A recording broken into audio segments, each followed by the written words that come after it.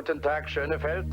Interflug 953 leaving 1850 meters for a 700 meters height. Guten Tag, here Schönefeld Control, radar contact. Clear to approach 07 right. Roger. Interflug 953, clear to land 07 right. Wind 090 degrees, 3 meters per second. Roger, clear to land 07 right. Allemagne de l'Est, 1958. Nous sommes en plein cœur de la guerre froide et le ciel européen voit apparaître une nouvelle compagnie. Son nom, Interfluggesellschaft für internationalen Flugverkehr mit beschränkter Haftung. elle est plus communément appelée Interflug. Cette compagnie est basée à Berlin-Est, à l'aéroport de Berlin-Schönefeld. Il s'agit donc d'une compagnie aérienne de la RDA, la République démocratique d'Allemagne. Une compagnie nationale existe déjà en RDA à cette époque, il s'agit de la Deutsche Lufthansa, qui opère ses vols en Ilyushin 14. Un litige met cependant en péril cette compagnie, puisqu'il existe aussi une autre Deutsche Lufthansa de RFA, la République fédérale d'Allemagne. En effet, jusqu'à la fin de la Seconde Guerre mondiale, c'est la Deutsche Lufthansa, avec un espace dans le nom, qui est la compagnie nationale de l'Allemagne. Lorsque la guerre se termine, les avions sont saisis et la compagnie dissoute. En 1955 seulement, des compagnies aériennes allemandes sont autorisées à être reformées. L'Allemagne étant divisée, chaque bloc crée sa propre compagnie aérienne à partir de l'ancienne Deutsche Lufthansa.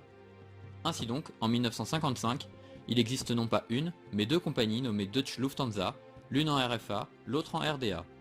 Chaque camp se proclame être dans la légalité, pourtant, c'est bien la compagnie de l'Allemagne de l'Ouest qui détient les droits officiels pour l'exploitation du nom Deutsche Lufthansa.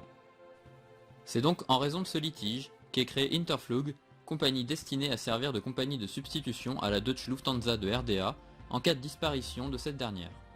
Les premiers appareils exploités sont des Ilyushin 14, tout comme sa consoeur.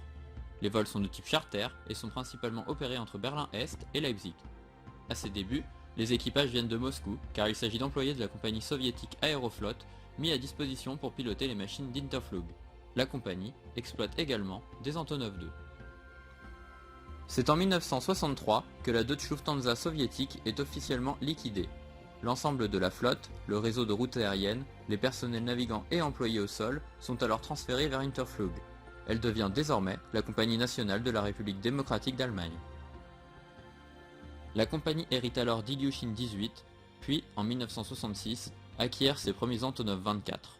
Ses destinations sont principalement des villes de l'Allemagne de l'Est, comme Leipzig. Interflug dessert également les pays du bloc soviétique, avec bien évidemment en tête l'URSS, la République tchèque ou encore la Yougoslavie.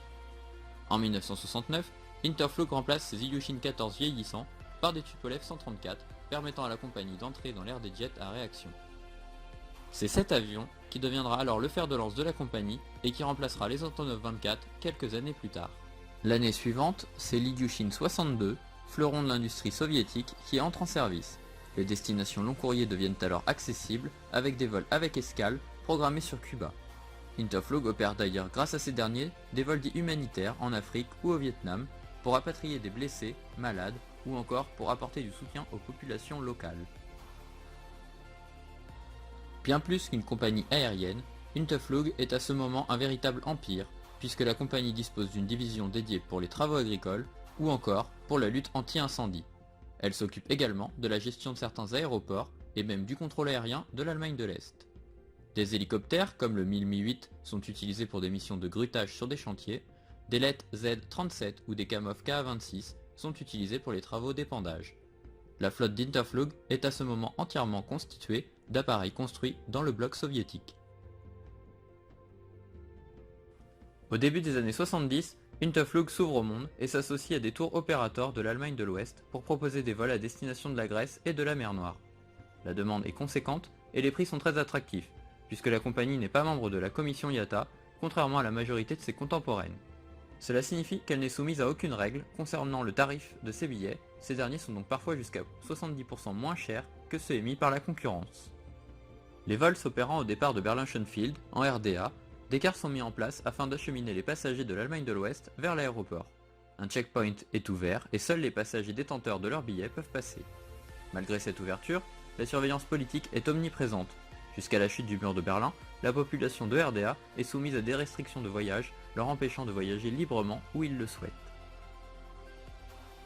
Les personnels navigants sont donc des privilégiés. Ces derniers sont sélectionnés sur leurs aptitudes, mais aussi sur leurs convictions politiques. Pour voler chez Interflug, il faut être en accord avec l'idéologie communiste. La plupart des pilotes sont donc des militaires, et chacun est classé en 3 catégories de fiabilité. Car, à cette époque, où le mur de Berlin sépare le côté est du côté ouest, les tentatives d'évasion sont nombreuses, et l'avion représente une solution intéressante. Les équipages les plus fiables sont envoyés sur les destinations en dehors du bloc communiste, tandis que ceux jugés plus à même de filer en douce sont programmés sur les vols internes. Si un couple de personnel navigant travaille au sein de la compagnie, les plannings sont organisés pour qu'au moins l'un des deux soit toujours présent au sein du rideau de fer, afin toujours de dissuader l'autre de s'échapper. Pour tous, la consigne est la même, un équipage d'Interflug où qu'il soit a la stricte interdiction de fréquenter un équipage d'une compagnie aérienne non membre du bloc soviétique.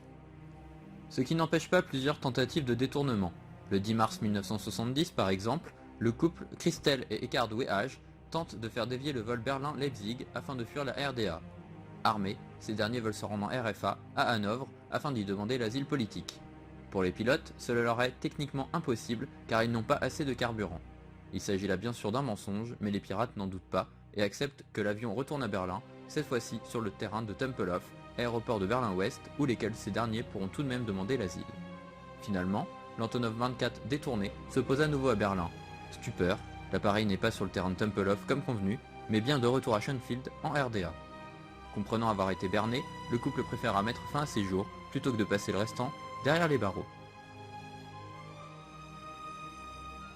A cette époque, on pouvait également voir des Tupolev 124 et 154 peints aux couleurs d'Interflug. Ces derniers n'ont jamais réellement appartenu à la compagnie, mais à l'escadron 44 du transport aérien de l'Allemagne de l'Est. Ces appareils étaient utilisés à des fins militaires et Interflug leur servait de couverture. Il faut bien comprendre qu'à cette période, des restrictions importantes sont soumises aux aéronefs du bloc soviétique. Il était par exemple difficile pour un appareil est-allemand d'obtenir les autorisations de survol de l'Allemagne de l'Ouest et plus généralement le survol d'un pays membre de l'OTAN. Pour un appareil militaire, la tâche était même impossible. Ainsi donc, sous couvert d'une machine commerciale enregistrée comme telle et marquée visuellement comme faisant partie d'Interflug, ces appareils pouvaient se déplacer plus librement et plus discrètement. Au sein de l'escadron 44, en plus des Tupolev 124 et 154, on comptait aussi 3 Ilyushin 62, un Antonov 24 et 2 Tupolev 134. Ces derniers, immatriculés DDR-SDH et DDR-SDI, étaient entre autres utilisés pour rapatrier en RDA les prisonniers politiques capturés à l'étranger.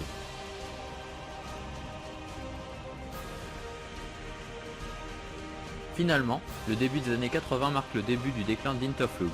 Les avions sont vieillissants, et face aux Boeing 767 et Airbus A310 de la concurrence, Interflug est dépassé avec ses Ilyushin 62 et Tupolev 134. Ces avions sont trop bruyants, trop gourmands en carburant, et ne respectent plus les normes de pollution de l'époque. Les taxes d'atterrissage pour ces avions sont alors revues à la hausse, certains aéroports leur fermant carrément les portes. La compagnie n'est pas rentable et accumule des dettes, ce qui n'empêche pas de commander 3 Airbus A310 en 1988, dès lors que l'embargo sur la vente d'aéronefs, américains et européens pour les pays soviétiques, soit levé. Juin 1989, le premier des 3 appareils est livré et permet à Interflug de relier sans escale Berlin à Cuba.